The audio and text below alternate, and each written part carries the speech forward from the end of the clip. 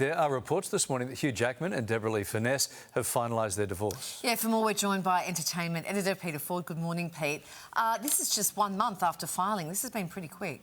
It has been, but in a sense it really was just a formality. Everything was done, everything was agreed upon. You might recall 4 weeks ago, I think today actually, when we got that statement from Deborra-Lee about that word betrayal that she used. And that made it very clear then that everything had been sorted out to both parties' satisfaction. And there was a lot to sort out, to be honest. There's a lot of properties here in Australia, also in the United States. I mean, one property alone in New York is worth about $60 million.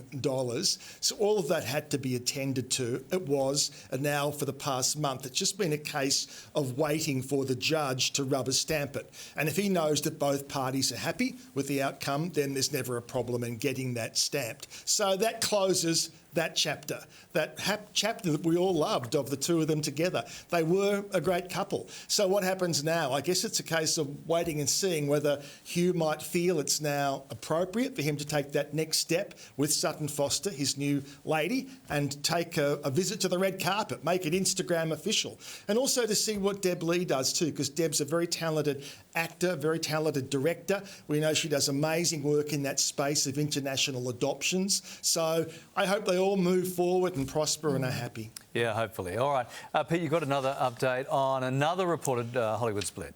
Yeah, so TMZ, who, like it or not, most of the time correct, are saying that Katy Perry and Orlando Bloom have split up. Now, it's certainly not a surprise in one sense. We've been hearing rumblings now for a long while. In fact, that's why I was surprised that he actually arrived in Perth. Now, it may be that he came out here because obviously with young Daisy, their daughter together, she's only 5, there's no great age for a kid to find out their parents are splitting up, but clearly 5, you're probably old enough to be able to process some things but not understand others. And it may be that he's come here to spend time with her so mum and dad can talk her through this and what's going to happen. That's just my own guesswork. But TMZ are saying it's over, and they also go on to say that he's now heading off to Venice, going to the Jeff Bezos-Lauren Sanchez wedding, and that is going to be his debut as a single man. But there is no statement from either party.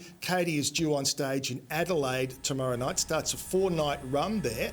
I mean, she wasn't going to Adelaide at one point. Now suddenly going and doing 4 nights is a pretty big deal in Adelaide. So if anything does come through from either party, we'll certainly let you know. Okay. Kim Kardashian has brought in mummager Kris Jenner. This is for her new Skims campaign. Yeah, and boy, is this one going to take off. I mean, they are stunning photographs that they've put out. This is a brand new swimwear collection. It's a collaboration with Roberto Cavalli. Am I saying that correct? Cavalli and Skims. And yeah, we're going for that look of very much the leopard skins and African, and it looks pretty wild, doesn't it? So it's Kris like is looking fantastic. like a 70s sort of flashback. It is a bit that way, yes. Which is Roberto Cavalli's.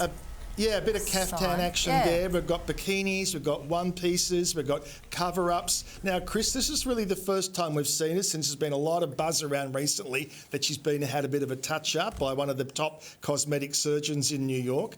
Now, who knows? It may or may not be true. She looks sensational. Kim looks sensational. The range is for sale as of the end of June, and you know it's going to be a massive hit. I'm getting Raquel Welch vibes. Yeah, it really is that. Yeah, a bit of Raquel vibe there too. Mind you, I've been having those for a long time. They always have really great creative vision. Like whatever she does. And I wonder if Kris charged an appearance fee for this. She would have, and then she would have taken equity share, 10%. You betcha. She does not miss a trick. But the results are there. You know, these photographs are going to be much talked about and shared. Meanwhile, they got the couch from Facebook Marketplace.